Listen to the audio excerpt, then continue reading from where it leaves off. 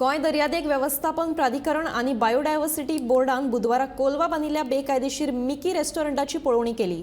या बेकायदेशीर रेस्टॉरंटाक माते भरवण करपाचे सर्वोच्च न्यायालयान आदेश दिल्यात।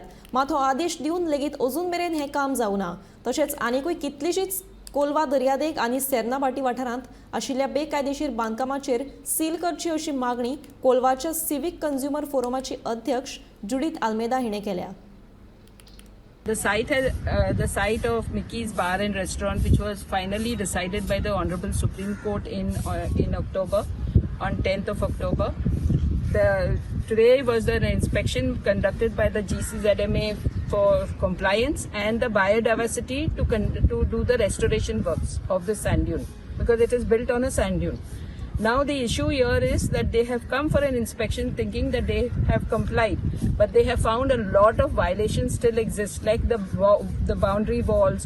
There is still a lot of concrete stones kept here.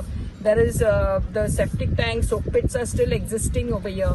There is an overhead tank which is standing up there. It is a shocking thing that even after giving enough time to the respondent to demolish all the structures, the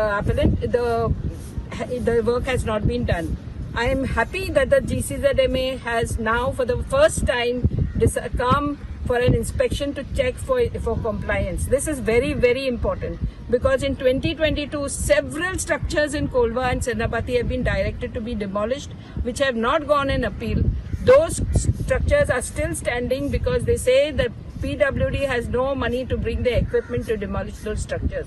So for the last 2 years, those structures are still standing there. They're continuing with their commercial activities. The GCZMA, I was expecting, would issue immediate closure and sealing of all these illegal structures, like the High Court has done in the case of Arambol and Kandoli and those places. The same thing should have been replicated over here. I'm hoping that the GCZMA will now start taking suo moto.